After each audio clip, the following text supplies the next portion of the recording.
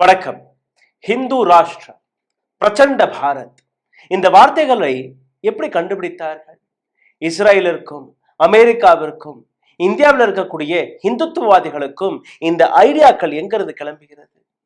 Iran, America, Israel போரில் இந்த greater Israel என்கிற வார்த்தை எப்படி இந்துத்துவவாதிகளுடைய அகண்ட பாரதம் என்று நீங்க எதை கேட்கிறீர்களோ அதற்கான வேர் இஸ்ரேலில் போய் கனெக்ட் ஆகிறது. இந்த பதிவை நீங்க கேட்டீர்களா? உங்களுக்கு புரிய வரும். கடந்த 100 ஆண்டுகளாக RSS எந்த வெறுப்பை இந்த நாட்டில் விதைத்து வருகிறார்களோ, எதற்காக RSS சப்போர்ட்டர்கள், பக்தர்கள் நேதன்யாகு வெற்றி பெற வேண்டும் என்று அந்த ஆர்த்தி எல்லாம் எடுத்து வருகிறார்களோ, எதற்காக ஈரான் தோர்த்து போக வேண்டும், இஸ்ரேல் வெற்றி பெற வேண்டும் என்கிற அந்த பஜனைகளை பாடி வருகிறார்கள். எதற்காக? டொனால்ட் ட்ரம்பிற்காக ஹவன், நேதன்யாகுக்காக பூஜை அர்ச்சனை. அனைத்திற்கு பின்னாடி இருக்கக்கூடிய காரணத்தை இன்னைக்கு மிக ஆழமாக நீங்க பார்க்க போறீர்கள், புரிந்து கொள்ள போறீர்கள். RSS உடைய அந்த அடித்தளம் இஸ்ரேலில் இருந்தான் வருகிறது. RSS எடுத்து வைக்கக்கூடிய ஒவ்வொரு அடையாளமும் இஸ்ரேல், ஜெர்மனி, இது போன்ற இடங்களிலிருந்து எப்படி வருகிறது என்கிற அந்த கதையை இன்னைக்கு உங்களுக்கு முன்பு நான் எடுத்து வைக்க போகிறேன். டொனால்ட் ட்ரம்ப் எங்க திரும்பி பார்த்தாலும் டொனால்ட் ட்ரம்பிற்கு மண்டை வெடித்து போகும்படி அவருக்கு எதிராக கேள்விகள் வந்து கொண்டிருக்கிறது. டொனால்ட் ட்ரம்ப் ஒவ்வொரு இடத்திலும் போய் நான் வெற்றி பெற்று விட்டேன், நான் வெற்றி பெற்று விட்டேன் என்று கூறினால் கூட டொனால்ட் ட்ரம்ப் இப்ப முறைத்து கொண்டு எங்களுடன் எந்த நாடுமே கைகோர்க்கவில்லை, அனைத்து நாடுகளுமே எங்களை ஓரந்தட்டி விட்டார்கள் என்கிற அந்த கேள்வியை எடுத்து வைக்கிறார். ஒரு ஜோக்கர் போன்று டொனால்ட் ட்ரம்பை இஸ்ரேல் எப்படி நடத்தி வருகிறது அனைத்தையுமே நீங்க பார்க்க வேண்டும். டொனால்ட் ட்ரம்ப் இன்னொரு பக்கத்தில் மீடியா மீதும் தன்னுடைய கோபத்தை எடுத்து காட்டி வருகிறார். இந்த போரை பற்றி நீங்க எடுத்துக்காட்டும் போது அமெரிக்காவை சப்போர்ட் செய்து எடுத்துக்காட்டவில்லை என்றால் உங்கள் மீது வழக்குகள் பாயும்.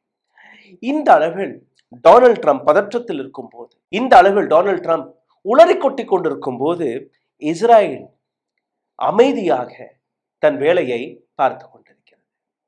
இன்னைக்கு நேற்று அல்ல, இஸ்ரேலுடைய இந்த பிளான் நீண்ட நாட்களுக்கான பிளான். காசா பார்ட் 2 லெபனானில் நடந்து கொண்டிருக்கிறது. லட்சக்கணக்கான மக்கள் லெபனான்ல இருந்து தன்னுடைய வீடுகளை, வாசல்களை விட்டு அகதிகளாக ஓடக்கூடிய வேலையை பார்க்க தொடங்கி விட்டார்கள். இன்னொரு பக்கத்தில் எந்த கெமிக்கலை உலக நாடுகள் பேன் செய்ததோ, ஒயிட் ப்ராஸ்பரஸ், இந்த கெமிக்கலை வைத்து இஸ்ரேல் லெபனானில் மிகப்பெரிய தாக்குதல்களை நடத்தி வருகிறது.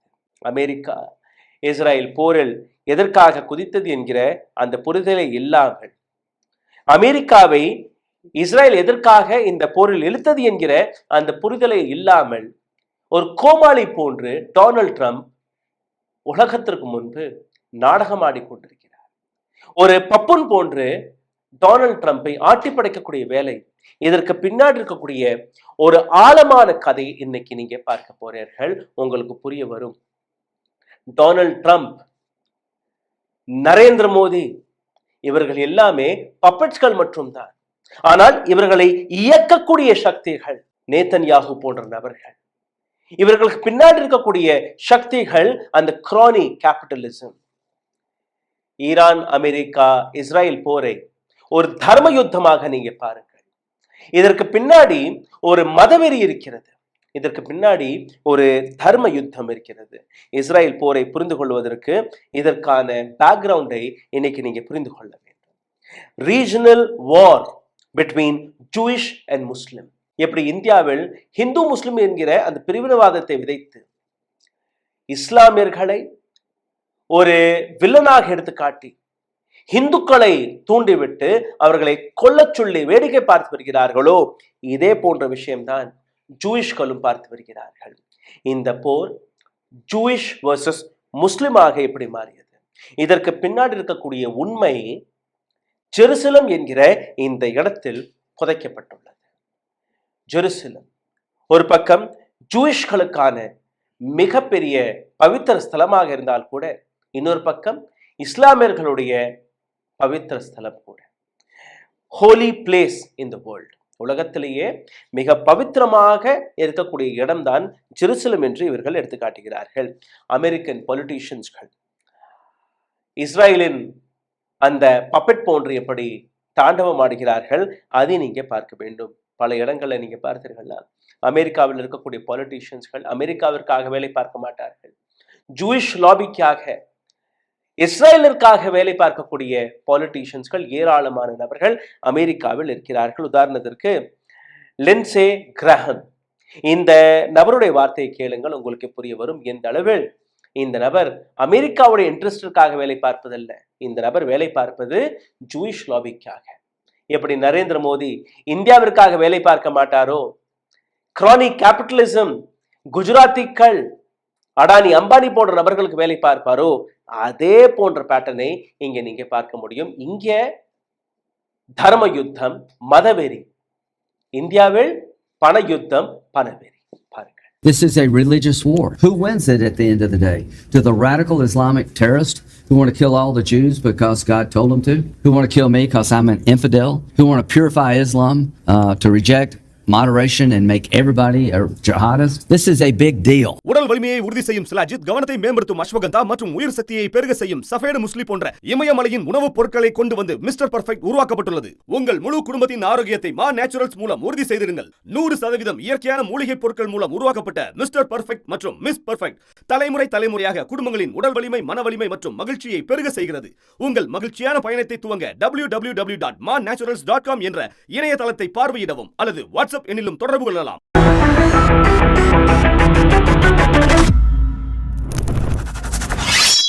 இதே கிரஹாம் தான் டொனால்ட் ட்ரம்பை இந்த போரில் தள்ளிய நபர். இந்த நபருடைய பேச்சை கேட்டுக்கொண்டுதான் டொனால்ட் ட்ரம்ப் இந்த யுத்தத்திற்கு தயாராகி இருக்கிறார். இது மட்டுமல்ல, யுனைடெட் ஸ்டேட்ஸ் ஆஃப் அமெரிக்கா, இந்த நாட்டுடைய secretary of war bed Hegseth 2018 ஆண்டு கொடுத்த இந்த ஸ்டேட்மெண்ட்டை கேளுங்கள். There is no reason why temple cannot rebuild on this temple mount. Temple mount என்கிற இந்த இடத்தில் மீண்டும் ஒரு முறை இந்த கோவிலை கட்ட முடியாது என்கிற எந்த காரணமும் கிடையாது. அந்த கோவிலை பற்றியும் நான் உங்களுக்கு எடுத்துக்காட்ட போகிறேன். முதலில் இவர் பேசியதை நீங்க கேட்டு விடுங்கள். There's no reason why the miracle of the reestablishment of the temple on the Temple Mount is not possible. I don't know how it would happen. You don't know how it would happen, but I know that it could happen. இந்த நபர் பேசுறது Jewish மதத்தில் இருக்கக்கூடிய அந்த 3வது temple. கொஞ்சம் இதிகாசத்தை பிரட்டி போட்டு பார்க்கலாம், உங்களுக்கு ஆழமாக புரிய போகிறது. பைபிளிக்கல் ப்ரொஃபென்சி முறையில் நீங்க பார்த்தீர்கள்னா, the great significance for many Jewish is this particular place. இந்த இடத்தில் தான் முதல் கோவில் இருந்தது, ஜூயிஷோடைய முதல் கோவில் இருந்தது. இந்த இடத்தில் தான் 2வது கோவிலும் இருந்தது. ஜெருசலத்தில் இருக்கக்கூடிய இந்த இடத்தில் தான் 3வது கோவில் கட்டப்பட இருந்தது.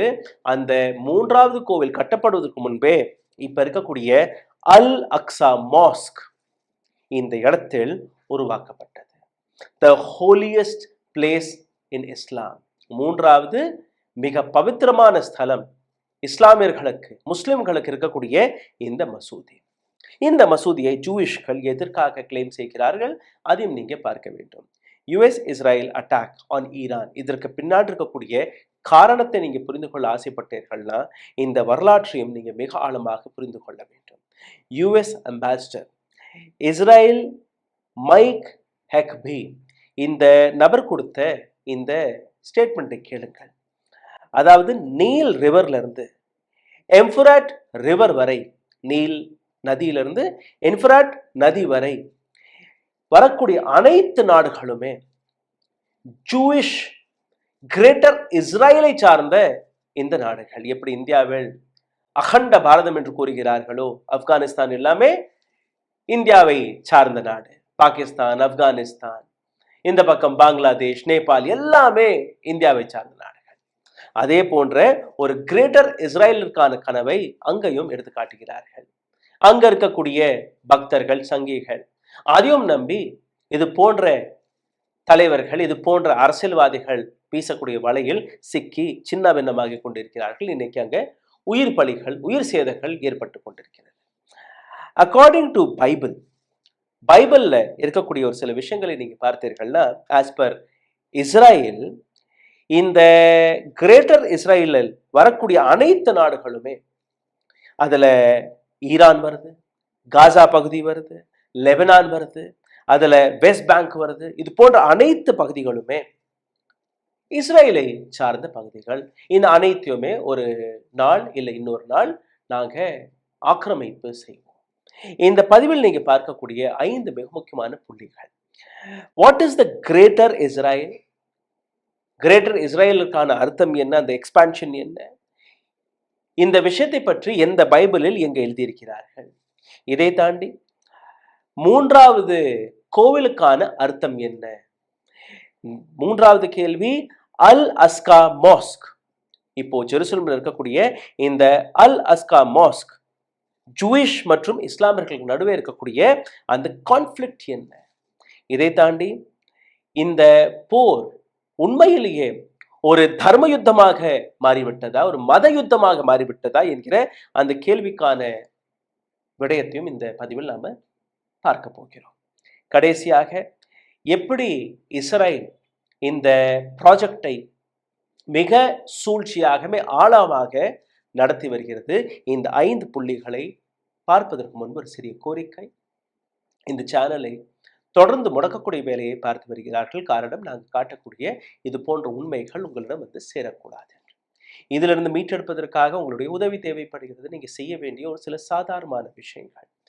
லைக், ஷேர், சப்ஸ்கிரைப் பட்டனை தட்ட மறக்காதீர்கள். இந்த வீடியோவை பார்த்து கொண்டிருக்கும் போதே ஹாய், ஹலோ, வணக்கம். உங்களுடைய கேள்விகள், கருத்துக்களை கீழே கமெண்ட் பாக்ஸில் எழுதி விடுங்கள். இதை தாண்டி பொருளாதார ரீதியாக எங்களை முடக்கக்கூடிய சக்தியும் வேலை பார்த்து வருகிறது. இதிலிருந்து மீட்டெடுப்பதற்காக உங்களுடைய உதவி, அருகில் இருக்கக்கூடிய QR கோடை ஸ்கேன் செய்து உங்களால் முடிந்த உதவியை எங்களுக்கு தெரிவிக்கலாம். இப்போ மறுபடியும் உங்களை இதே டாப்பிற்கு கூட்டி செல்கிறேன். இந்த கேம் பிளான் இன்னைக்கு நேற்று கிடையாது, ஒரு நீண்ட கேம் பிளான். கிரேட்டர் இஸ்ரேல் என்கிற இந்த கேம் பிளான். கிரேட்டர் இஸ்ரேல் என்கிற இந்த வார்த்தை உண்மையிலேயே பைபிளில் எழுதப்பட்டதா? 3வது கோவிலுக்கான அர்த்தம் உண்மையிலே இருக்கிறதா? அல் அக்ஸா கோவில், இதற்கான அர்த்தம் என்ன? அனைத்துமே இனி நாம் பார்க்க வேண்டும். The concept of greater Israel என்கிற இந்த வார்த்தை தியோடோர் ஹெர்சல் என்கிற இந்த நபர், ஃபாதர் ஆஃப் பொலிட்டிக்கல் ஜியோனிசம் என்று இவரை கூறுவார்கள், அழைப்பார்கள். எப்படி RSS ஃபவுண்டரான சாவர்கர், அதே போன்றுதான் இந்த நபர். ஆனால் இவருடைய இதிகாசம் பல ஆண்டுகளுக்கு பழமை வாய்ந்த இதிகாசம். பல இஸ்ராயலிக்கள் இந்த வேர்சஸை, இந்த வேர்ஷனை எதுல பார்க்கிறார்கள் என்றால், பைபிள் புக் ஆஃப் ஜெனிசிஸ் என்கிற இந்த புத்தகத்தில் இது எழுதப்பட்டதாக அவர்கள் கூறுகிறார்கள். இந்த புத்தகத்தில் கடவுளுக்கும் எப்ராஹிமிற்கும் ஒரு ஒப்பந்தம் போடப்பட்டது. இந்த ஒப்பந்தம் படி நீங்க பார்த்தீர்கள்னா, எப்ராஹிமுடைய மகன், அவருடைய டிசிபிள்ஸ், அதாவது அவரை ஃபாலோ செய்யக்கூடிய நபர்கள், அவர்களுக்கு நேல் ரிவர்ல இருந்து தொடங்கி ஆம்ஃப்ரெட் ரிவர் வரை இருக்கக்கூடிய அனைத்து பகுதிகளுமே அவர்களுக்கு கொடுக்கப்பட வேண்டும் என்கிற இந்த ஒப்பந்தம் இருந்ததாக அந்த புத்தகத்தில் எழுதப்பட்டது. இந்த இடத்தில் Palestine, Lebanon, Jordan, Syria, Egypt, Iraq, Saudi அரேபியாவுடைய பல பகுதிகள் அடங்குகிறது. அதாவது அந்த என்டையர் பெல்ட்டே கிரேட்டர் இஸ்ரேல் ரீஜனாக மாற்றப்பட வேண்டும் என்கிற அந்த கனவு. அகண்ட பாரத்துடைய இந்த மேப்பை பார்த்தீர்கள்னா, கிரேட்டர் இஸ்ரேலுடைய இந்த மேப்பை பார்த்தீர்கள்னா, அந்த கான்செப்ட் ஒன்றுதான். அந்த கான்செப்டை வைத்து எப்படி ஒட்டுமொத்த உலகத்தில் ஒரு விஷத்தை பரப்பி எந்த அளவில் அழிவு காலத்தை நாம் உருவாக்கி வருகிறோம், அதை நீங்க நம்ப வேண்டும், பார்க்க வேண்டும். அப்ராஹிமிற்கு 2 மகன்கள் இருந்தார்களாம், ஐசாக் மற்றும் இஸ்மாயில். ஐசாக்கை ஃபாலோ செய்யக்கூடிய நபர்கள் ஜூயிஷ்கள் தான் இந்த கிரேட்டர் இஸ்ரேலை கிளைம் செய்து வருகிறார்கள். இஸ்மாயிலை ஃபாலோ செய்யக்கூடிய நபர்கள், அவர்களுக்கும் இந்த பகுதியில் பங்கிருக்கிறது. அதுதான் அரபு நாடுகள். அரபியர்கள் இஸ்மாயிலை ஃபாலோ செய்யக்கூடிய நபர்கள், இஸ்ரேல் ஜூயிஷ், ஐசாக்கை ஃபாலோ செய்யக்கூடிய நபர்கள். இவர்களுடைய தகப்பனார் அப்ரஹாம். அப்ரஹாமிற்கும் கடவுளுக்கும் போடப்பட்ட அந்த ஒப்பந்தம் வழியாக வந்த இந்த வார்த்தைகளை வைத்துதான் இன்னைக்கு இந்த யுத்தத்தை நீங்க பார்க்கிறீர்கள், ஜூயிஷ் வர்சஸ் முஸ்லிம். ஆனால் இந்த இடத்தில் நீங்க பார்த்தீர்கள்னா பைபிள்ல எழுதப்பட்ட இந்த வார்த்தைகள் எந்த அளவில் ஒரு பொலிட்டிக்கல் எக்ஸ்பிளாய்டேஷன் ப்ராஜெக்டாக மாறி இருக்கிறது, அதை நீங்க பார்க்க வேண்டும். இஸ்ரேலுடைய நோக்கம் என்ன? இஸ்ரேல் தன்னுடைய நிலத்தை திருப்பி அக்வயர் செய்வதுதான் அவர்களுடைய நீண்ட நாள் கனவு. எந்த நிலத்தை அவர்கள் இழந்து விட்டார்களோ அதை வாபஸ் பெற வேண்டுமா? நீங்க பார்த்தீர்கள்னா 2022 ஆண்டு நேத்தன்யாகு பதவியில் வந்த உடனேயே கிரேட்டர் இஸ்ரேலிற்கான கனவை அங்க இருக்கக்கூடிய மக்களுக்கு எடுத்துக்காட்ட தொடங்கிவிட்டார். ஆகஸ்ட் 2025 ஆண்டு நேத்தன்யாகு இன்னொரு இன்டர்வியூவில் நீங்க பார்த்தீர்கள்னா he promised land by former right wing MP Sharon கெல். இன்னொரு ரைட் விங் எம்பி அங்க இருக்கிறார். ஒரு மந்திரித்த தாயத்தை, இந்த இடத்தை, நாம் இழந்த இடத்தை நீங்க வாபஸ் பெற வேண்டும், அதற்கான மந்திரித்த தாயத்து இது என்று அவர் கொடுக்கும்போது அதை அவர் ஏற்றுக்கொண்டார். זה הוויז'ן שלי, זה אחד הדברים שחלמתי עליהם, מפת הארץ המובטחת. יפה. הגיע הזמן, קוראים לזה ירושלם. אני לא נותן את זה לך. תודה רבה. אתה מתחבר לחזון? מאוד.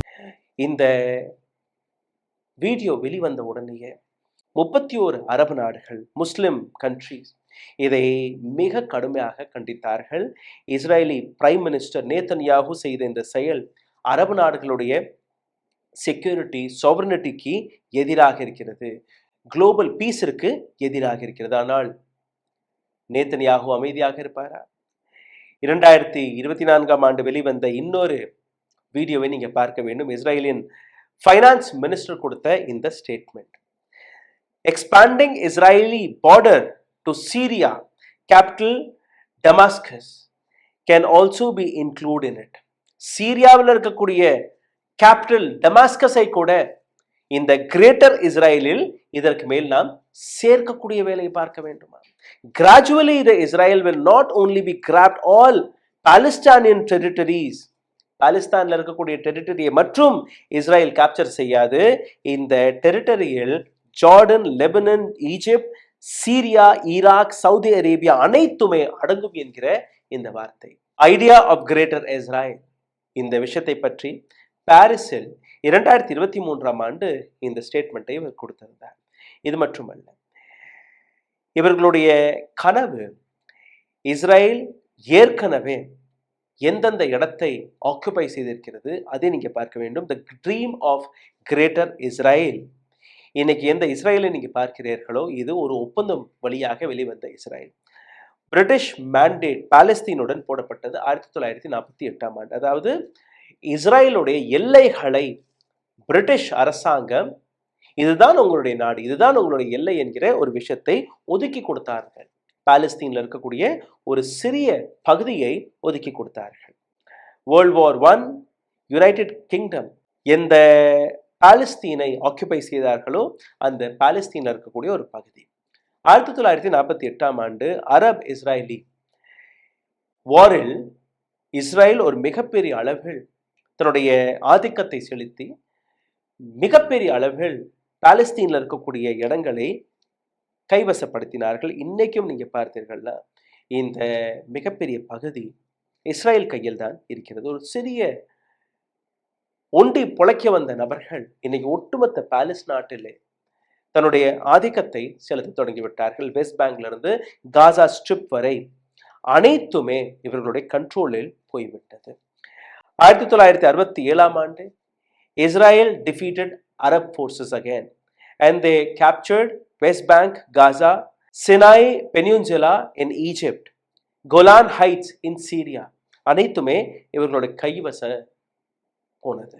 பாலஸ்தீன் அண்ட் சீரியா லேண்டை கைப்பற்றியதுக்கு பின்பு இந்த நபர்கள் சினாய் பெனின்சுலாவை மற்றும் 1982 ஈஜிப்ட் நாட்டிற்கு திரும்ப கொடுத்தார்கள். ஆனால் இவர்களுடைய கனவாக தான் இருந்தது. மார்ச் மாதம் 12 நேதன்யாகு இந்த போரை ஒரு மத போர்வையை போர்த்தி இந்த போருக்கு பின்னாடி இருக்கக்கூடிய காரணம் மதம்தான் என்கிற இந்த விஷயத்தை எடுத்து வைத்து விட்டார். அதற்கு பின்னாடி இருக்கக்கூடிய எஜெண்டாவையும் அவர் தெளிவாக எடுத்து வைத்திருக்கிறார். கிரேட்டர் இஸ்ரேல், இதற்கான ஆப்பர்ச்சுனிட்டி எங்கெல்லாம் கிடைக்கிறதோ அத்தனை முறையும் இஸ்ரேல் அந்த இடங்களை கேப்சர் செய்வதுதான் அவர்களுடைய நீண்ட நாள் பிராக்டிஸ், நீண்ட நாள் கனவு.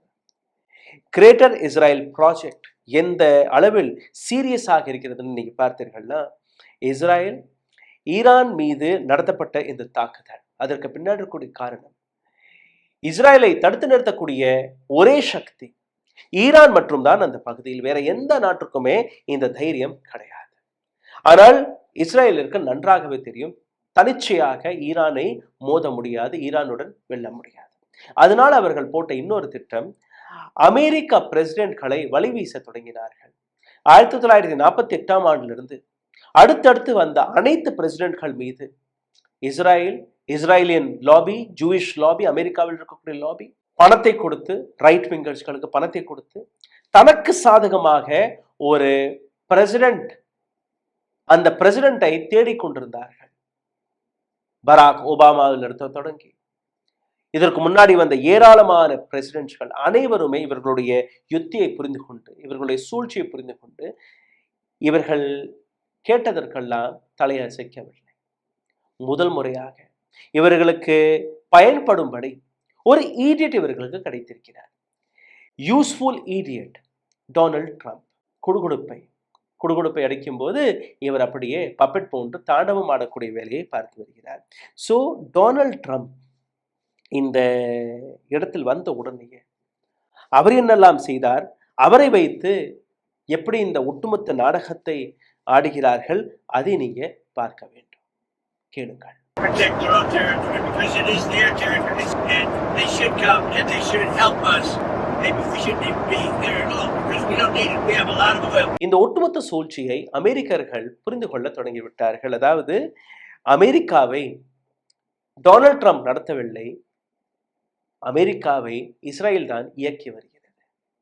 அமெரிக்காவின் பிரசிடென்ட்டை நேதன்யாகு இஸ்ரேல் கைப்பொம்மை போன்று ஆட்டி படைக்கக்கூடிய வேலையை பார்த்து வருகிறார்கள். இதற்கு பின்னாடி இருக்கக்கூடிய ஒரு மிக பெரிய பிளானையும் நீங்க பார்க்க வேண்டும். இது வெறும் ஈரான் இஸ்ரேல் அமெரிக்கா போர் கிடையாது.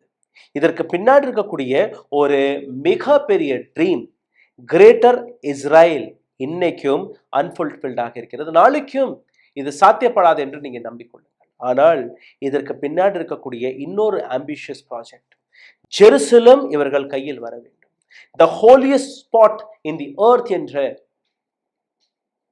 பவித்திரமான பூமி, உலகத்திலேயே பவித்திரமான பூமி, அதை இவர்கள் கைப்பற்ற வேண்டும் என்கிற விஷயம். காரணம், as per Jewish, ஜெருசலத்தில் இருக்கக்கூடிய அந்த ஃபவுண்டேஷன் ஸ்டோன், இந்த இடத்திலிருந்து தான் உலகமே உருவானது என்கிற ஒரு நம்பிக்கை. 1000 BCE தொடங்கி 586 BCE வரை இந்த இடத்தில் முதல் கோவில் இருந்ததாம், ஜூயிஷோட முதல் கோவில்.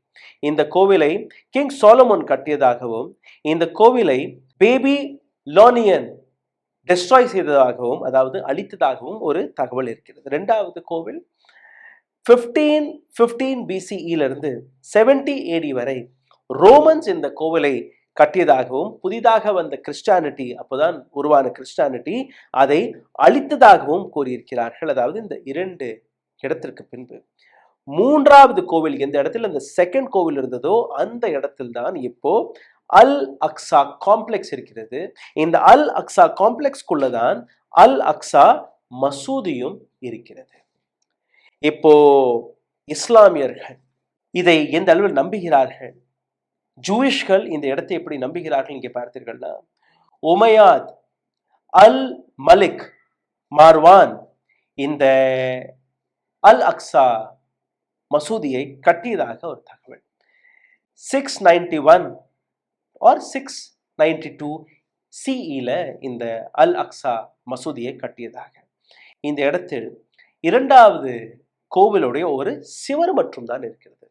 வெஸ்டர்ன் வால் என்று கூறுவார்கள். இந்த வெஸ்டர்ன் வாலில் நீங்க அல் அக்ஸா மசூதியிலேயே அந்த வெஸ்டர்ன் வாலுடைய அந்த இம்பார்ட்டன்ஸை நீங்க பார்த்தீர்கள்ல, பல இடங்களில் நீங்க பார்த்திருப்பீர்கள். இஸ்ரேலி மற்றும் அமெரிக்க அரசியல்வாதிகள் இந்த செவத்தில் போய் வேண்டிக் கொள்ளக்கூடிய அந்த காட்சிகளை நீங்க பார்த்திருப்பீர்கள். ஜெருசலம் தான் இந்த ஒட்டுமொத்த போருக்கான மிக முக்கியமான காரணமாக நீங்க பார்த்தீர்கள்னா இந்த டென்ஷன். இஸ்ரேலி என்னைக்கு இந்த இடத்தை ஆக்குபை செய்தார்களோ, அதாவது 1967 ஆண்டிலிருந்து இந்த இடம் ஒரு மிகப்பெரிய கான்ஃப்ளிக்ட் ரீஜனாக மாறிவிட்டது. ஒரு பக்கம் இஸ்லாமியர்கள், இன்னொரு பக்கம் ஜூயிஷ் இந்த ஒட்டுமொத்த ரீஜன் தன் கண்ட்ரோலில் வர வேண்டும் என்கிற ஒரு கனவில் இருக்கிறார்கள். பாலஸ்தீனியன் அண்ட் முஸ்லிம்ஸ் அல் அக்ஸா மசூதியை தன்னுடைய அடையாளமாக, தன்னுடைய மத அடையாளமாக பார்க்கிறார்கள். இன்னொரு பக்கம் இஸ்ரேலிஸ் ஜூயிஷ் டெம்பிள், இந்த இடத்தில் 3வது டெம்பிள் இந்த இடத்தில் தான் கட்டப்பட வேண்டும் என்று கூறுகிறார்கள். அதிலேயே மதவெறியர்கள், ஜூயிஷ் மதவெறியர்கள் எடுத்து வைக்கக்கூடிய விஷயம், இந்த அல் அக்ஸா மசூதி இந்த மண்ணில் இருக்கும் வரை 3வது கோவிலை கட்டக்கூடாது. இந்த மதத்தில் இருக்கக்கூடிய நபர்கள் இந்த மண்ணில் இருக்கும் வரை இந்த 3வது கோவிலை கட்டக்கூடாது. அதனால்தான் நீங்க பார்த்தீர்கள்னா இந்த போராக இருக்கட்டும், அதாவது ஈரான் இஸ்ரேல் போராக இருக்கட்டும், அல்ல காசாவில் நடந்த போராக இருக்கட்டும், அல்ல லெபனானில் இப்போ நடக்கக்கூடிய 2வது காசா போராக இருக்கட்டும், இந்த அனைத்து இடத்திலுமே இஸ்ரேலுடைய நோக்கம் மக்களை கொல்லுவது மட்டும்தான். எந்த அளவில் மக்களை கொல்ல முடியுமோ அந்த அளவில் மக்களை கொன்று அங்கிருந்து அவர்களை அகற்ற வேண்டும். இதுதான் இஸ்ரேலுடைய ஒரே ஒரு நோக்கம். கொஞ்சமாக புரிந்து கொள்ளுங்கள் எந்த அளவில் டேஞ்சரஸான இந்த செய்தி என்று. ஜூயிஷ் ரிலீஜியஸ் லீடர்ஸ் இந்த 3வது கோவிலை அங்க இருக்கக்கூடிய மக்கள் அழிக்கப்பட்டதற்கு பின்பு, அல் அஸ்கா இந்த மசூதி இது அழிக்கப்பட்டதற்கு பின்புதான் அங்க இன்னொரு கோவில் கட்டப்படுது. அயோத்தியா ஞாபகத்தில் இருக்கா? கரெக்ட் செய்கிறீர்களா? பாபரி மஸ்ஜிதிற்கு கீழே எந்த கோவிலும் கிடையாது, எந்த அடையாளமும் கிடையாது. ஆனால் ஒரு மித், இந்த இடத்தில் தான் ராமர் கோவில் இருந்தது, இந்த இடத்தில் தான் ராமர் பிறந்தார். அப்போ அந்த இடத்தில் இருக்கக்கூடிய இஸ்லாமியர்களை போட்டு கொள்ளுங்கள், அழியுங்கள், இந்த மசூதியை டெமாலிஷ் செய்யுங்கள். இப்ப பாருங்க, அங்க ராமர் கோவிலை கட்டிவிட்டார்கள். ஐடியா எங்கிருந்து உருவானது அதை நீங்க புரிந்து கொள்ள வேண்டும். நேதன்யாஹூ 3வது கோவிலை பற்றி என்ன பேசினார் ரீசெண்ட் பிரஸ் மீட்டில், அதையும் நீங்க கேட்டுவிடுங்கள், உங்களுக்கு புரிய வரும் எந்த அளவில் இந்த ஐடியா மிக டேஞ்சரஸாக உலகத்திற்கு முன்பு வருகிறது. பாருங்கள். We are working against Iran in many ways and in ways that would be revealed at a later stage, and I can say that Israel is much stronger, much greater than it has been in the past. We need to recognize this, and I believe we all recognize the fact that we will reach to the kingdom. We will make it to the return of the Messiah, but this will not happen next Thursday. Greater இஸ்ரேலை பற்றி நம்பக்கூடிய பல நபர்கள் அவர்கள் நம்பக்கூடிய விஷயம், முக்கியமாக ஜூனிஸ்ட் Christians நம்பக்கூடிய விஷயம், இந்த கிரேட்டர் இஸ்ரேலை இந்த உலகம் அழிவதற்கு முன்பு நாம் உருவாக்க வேண்டும். அப்படி உருவாக்கினால் மட்டும்தான் உலகத்தை காப்பாற்ற முடியும். உலகம் அழிய போகிறது, ஆனால் இந்த கிரேட்டர் இஸ்ரேலை உருவாக்கி விட்டோம் என்றால் நம்மளுடைய பிறவி சாத்தியப்படும். அமெரிக்க கிறிஸ்டியன்ஸ்கள் நம்பக்கூடிய விஷயம், இந்த 3வது கோவில் கட்டப்பட்டால்தான் ஜீசஸ் மறுபடியும் பிறப்பதற்கான வழி பிறக்கும்.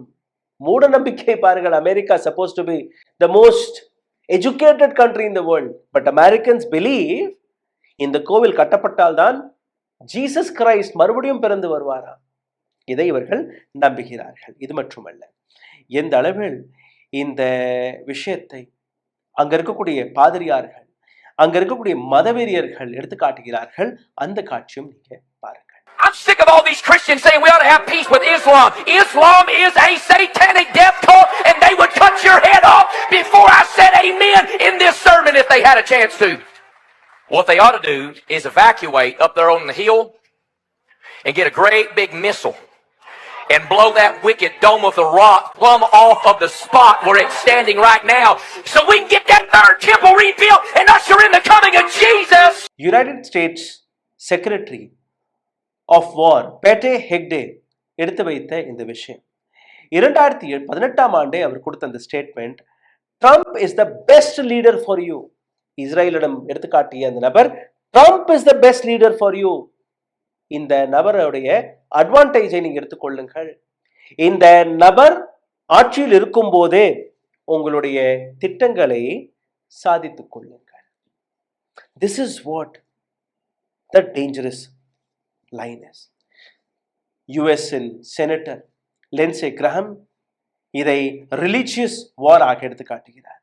இந்த இடத்தில் இராணுவ படை வீரர்கள், இஸ்ரேலை சார்ந்த படை வீரர்கள், அமெரிக்காவை சார்ந்த படை வீரர்கள், அவர்களுடைய மனத்தில் எந்த அளவில் இந்த கதையை அவர்கள் திணித்திருக்கிறார்கள் இங்கே பார்த்தீர்கள்னா, அவருடைய யூனிஃபார்ம்களில் பேட்சஸ்களை இவர்கள் ஓட்டத் தொடங்கிவிட்டார்கள். 3வது ஜூவிஷ் கோவில் கட்டுவதற்காக நாம் போராடி கொண்டிருக்கிறோம்.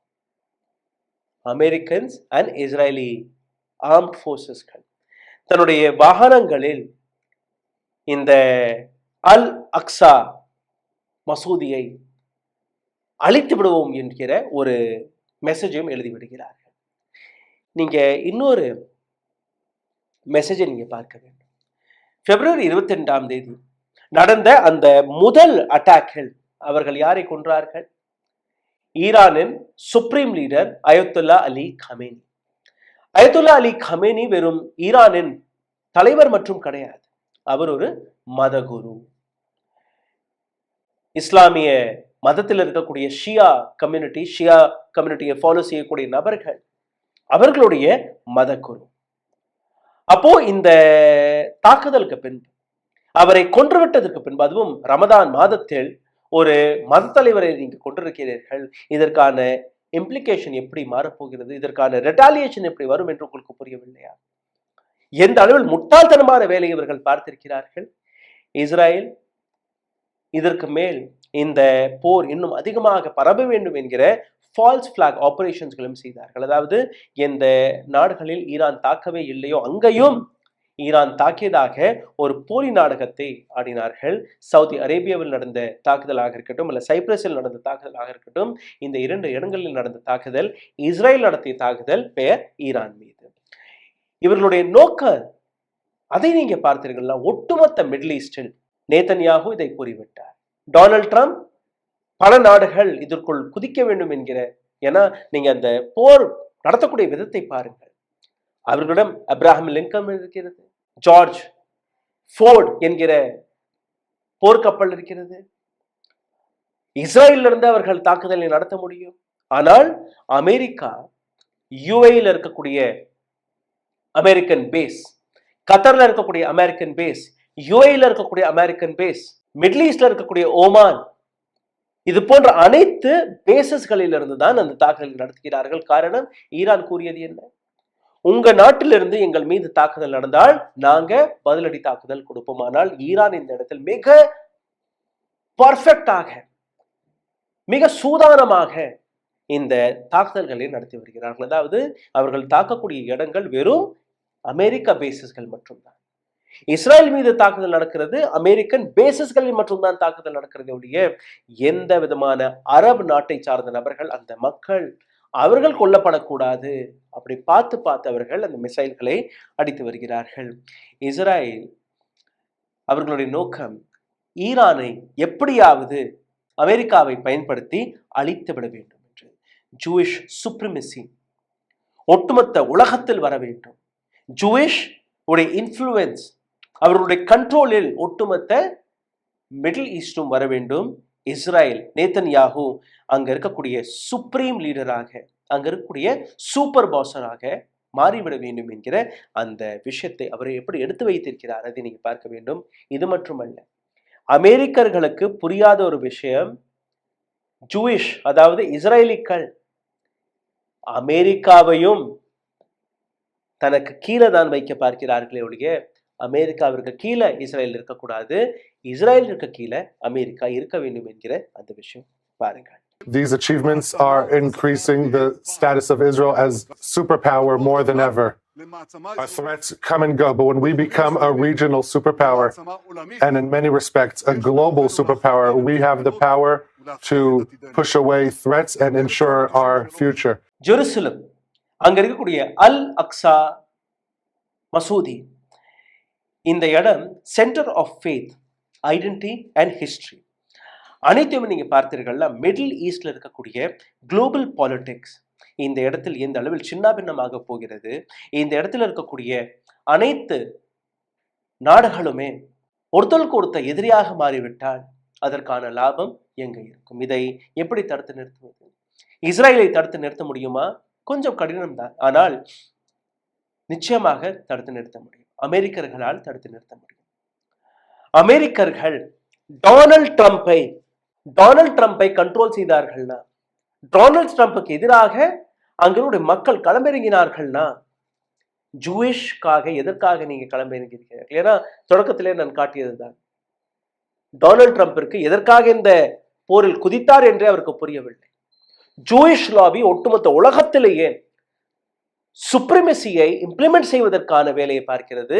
இந்த விஷயத்தை எதற்காக டொனால்ட் ட்ரம்பால் புரிந்து கொள்ள முடியவில்லை? எதற்காக ஈரான் மீது தாக்குதல் நடக்கிறது? எதற்காக ஒட்டுமொத்த மிடில் ஈஸ்டையே இந்த போரில் சிக்க வைத்து வேடிக்கை பார்த்து வருகிறது இஸ்ரேல் என்றால் அவர்களுடைய கனவு கிரேட்டர் இஸ்ரேல்.